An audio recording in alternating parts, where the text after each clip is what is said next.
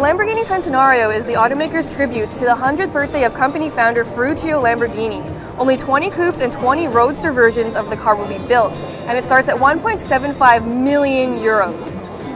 All that money will buy those lucky 40 people a few tech advancements and a look that is distinctly Lamborghini, where everything has been designed to maximize aerodynamics and downforce and keep heat in check. The Centenario is powered by naturally aspirated V12 with 770 horsepower.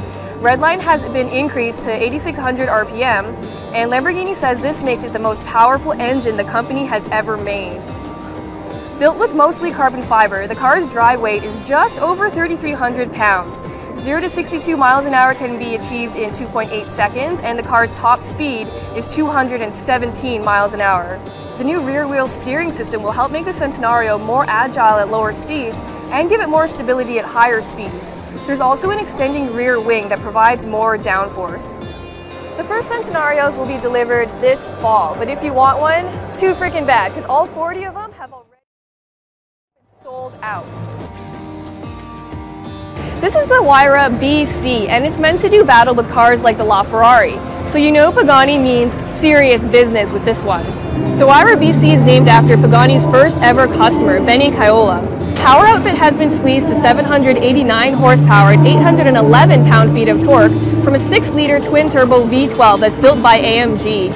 That's hooked up to a unique 7-speed gearbox. It's an automated manual transmission that can shift in just 75 milliseconds compared to the standard car's 150 milliseconds. Top speed is estimated to be around 220 miles per hour, and the sprint to 60 miles an hour can take around 2.8 seconds. The front and rear subframes have been improved to provide better cooling for the BC, while other changes include new suspension components, 4-way adjustable dampers, and Brembo carbon ceramic brakes. A ton of aerodynamic enhancements, of course, are also part of the deal. Overall weight clocks in at under 3,000 pounds, and Pagani looked at every single detail when removing weight from the car. Only 20 of these Pagani Huayra BCs will ever be made, and if you wanted one, too bad, because all of them have already sold out before the car was even unveiled. And even if it wasn't sold out, they cost about 2.35 million euros. The poor man's Z06, it combines most of that car's performance goodies and capability, but without the supercharged engine. Instead, it makes do with the standard 6.2-liter V8 with only 460 horsepower that comes mated to either an 8-speed automatic or an exceptionally smooth 7-speed manual. Other toys include the Z06's magnetic ride control system, as well as revised stabilizer bars and unique springs, plus an electronic limited slip differential and plus-size Brembo brakes. On top of all this, you can of course opt for the Z07 package with carbon ceramic brakes and Michelin Pilot Sport Cup 2 tires that help it deliver 1.2 Gs of lateral cornering capability. Overall, Chevy says it's a second faster around its test track than the old ZR1. All this, and it looks fantastic too, both inside and out. I mean, just look at that outrageous blue interior. Outside, it's got that Z06 style grille and wider rear fenders. And let's not forget the classic hash marks on the front fenders. Part of the ongoing partnership between Mazda and Fiat, this car takes performance to a new level, or at least it's supposed to, but someone forgot to tell the guys who worked on the engine. Under the hood is a tiny turbocharged 1.4-liter 4-cylinder engine. It's small, but it does make impressive horsepower at 170 horsepower and 184 foot-pounds of torque. The problem is, that's just 10 more than the Fiat version. The good news is, there are rumors the US spec model will get even more. I sure hope so. A bar says it'll do 0 to 62 miles an hour in 6.8 seconds. A 6-speed manual will be offered, as well as the world's coolest sounding automatic transmission, the Sequentiale Sportivo. More than just a silly paint job, it comes with a sport-tuned exhaust and a standard limited slip differential. If you're an Italian car snob, you'll probably care that each one of these vehicles comes certified by an Abarth technician and comes with a special numbered plaque. You'll probably care less about the price, and that's a good thing because I don't know what it is yet, but I can tell you I bet it'll be one expensive. The coupe's new look is highlighted by a long clamshell hood, new LED headlights, and a new take on that signature Aston Martin grille and taillights. The profile is arguably the coupe's best angle, as the gorgeously sloping roofline and exaggerated rear haunches easily makes this the best looking car in the whole lineup. The DB11 is built on a new aluminum architecture that is lighter and stronger. The Grand Tour is powered by a 5.2-liter twin-turbo V12 with stop-start, and the British automaker claims that this is the most efficient DB in its history. Hooked up to an 8-speed automatic transmission, it has 600 horsepower and 516 pound-feet of torque, making the DB11 the most powerful DB ever. It also has a top speed of 200 miles per hour and can sprint to 62 miles an hour in 3.9 seconds. Aston Martin also has plans for a V8-powered DB11 and will likely source that engine from AMG.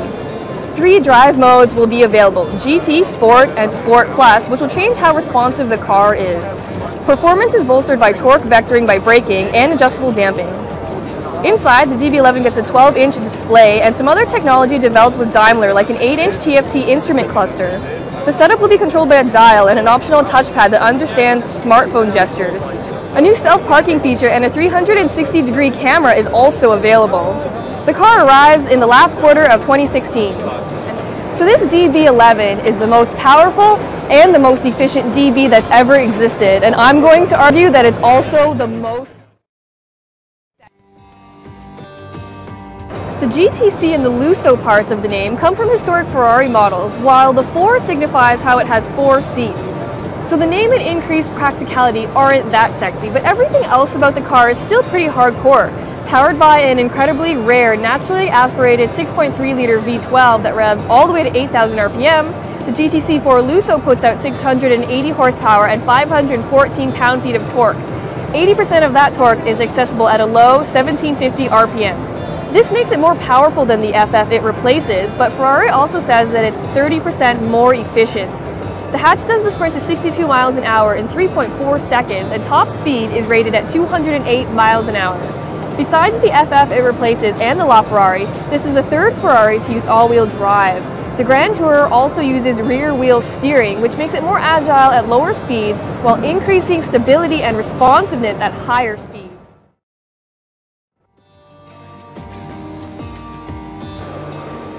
The production version of the Regera concept unveiled last year. It's the latest offering from the Swedish boutique exotic car maker, pairing an 1100 horsepower 5-liter twin-turbo V8 with 3 electric motors. That'll send this Swedish rocket to 100 kilometers an hour or 62 miles per hour in just 2.8 seconds, 124 miles an hour in 6.6 seconds, and 186 miles an hour in 10.9 seconds. And it'll take roughly 20 seconds to reach its top speed of 255 miles an hour. And did I mention it looks just outrageous? Because it does, especially with that active rear spoiler and the brand's trademark doors. Weighing in at 3,505 pounds, it's roughly 900 pounds lighter than a Bugatti. If all of this impresses you and you've got $2 million to spare, the lineup starts right here to be one of the lucky 80 people who might own this fantastic piece. Its predecessor, the Chiron uses an 8-liter quad-turbocharged W16 engine, though power has been boosted to an incredible 1,500 horsepower and 1,180 pound-feet of torque.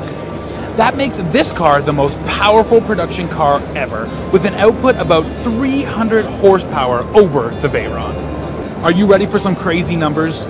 This new French supercar can jump from a standstill to 60 miles an hour in under 2.5 seconds, and it can make the run to 186 miles per hour in just 13.6 seconds. This engine uses 32 fuel injectors, and of course it has extra measures for mass reduction. Thanks to these enhancements, it can inhale more than 60,000 liters of air per minute when running at full speed. That extra power compared to the Veyron comes courtesy of 4 larger turbochargers and a new 2-stage turbocharging setup. Off the line, only 2 of the turbos engage, while the second 2 activate at 3,800 RPM. Bugatti says this will eliminate turbo lag and deliver a perfectly linear power curve from 2,000 RPM up. Underpinning the Chiron is a fully carbon fiber monocoque, which Bugatti says is as stiff as an LMP1 race car. In fact, this is the only car in the world where the airbag actually punches through a carbon fiber housing. Top speed for the Chiron is going to be limited at 260 miles per hour, but that's only for road travel. So expect an even faster version to eventually become available, though it may not even be street legal. Bugatti has also said that it wants to go for a new world speed record with this car, which has a speedometer that goes up to 310 miles per hour. It might not quite make it to that mark, but expect it to be very fast. As can be expected from a car this expensive, the interior looks absolutely gorgeous and the leather looks so rich. Bugatti is only going to build 500 units of the Chiron, and the brand says that 1/3 of them are already spoken for. The price? Well, honestly, if you have to ask, you probably can't afford it, but each one of these cars is going to sell for 2.4 million euros.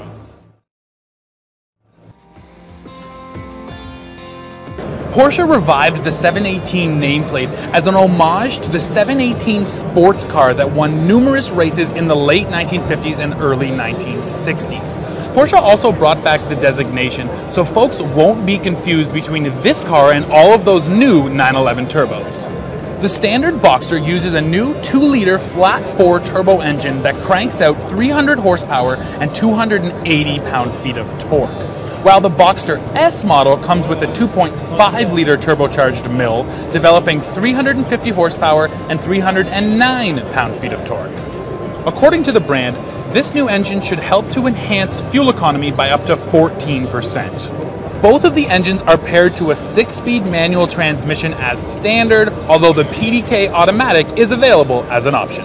Jumping from 0 to 60 miles an hour will take 4.5 seconds in the standard car, while the S model will do it in 4 seconds flat. To make sure the car can handle that new turbo power, Porsche has also retuned the suspension and added larger brakes. Now, the styling on the 718 Boxster looks very similar to the old car, but Porsche says that every single body part except for the luggage compartment, windshield, and the convertible top has been changed. The 911R is powered by the same 4-liter flat-6 engine that lives in the 911 GT3 RS, which means this car gets 500 horsepower and 338 pound-feet of torque. As a result, it can accelerate from 0 to 60 miles an hour in 3.7 seconds and has a top track speed of 200 miles per hour. But the absolute best feature of all on this 911R is that every single one of these cars will come only with a 6-speed manual transmission. On the inside, the 911R comes equipped with full bucket seats with carbon fiber backrests, which are wrapped in a houndstooth design, paying homage to the original 911 from the 60s. It also gets a unique GT Sport steering wheel. Like the GT3 RS, this car also features standard rear axle steering, which Porsche says has been tuned to offer direct turn-in response and precise handling. To make sure it can stop, the R is fit with 16.1-inch front brake rotors and 15.4-inch rear brake rotors inside of 20-inch wheels. So sure, there's no large rear wing pushing it into the ground, but the R model does benefit from weight savings. About 100 pounds has been stripped from this car compared to the GT3 RS, and the R model tips the scales at 3,021 pounds. To save that weight, the front luggage compartment lid and front fenders are made from carbon fiber, while the roof is made of magnesium, which also helps to lower the vehicle's center of gravity. The back seats, interior insulation, air conditioning, and audio system have also all been stripped out of this car to help save weight. The 911R will reach US dealerships in late summer of 2016 with the base price tag just shy of $186,000.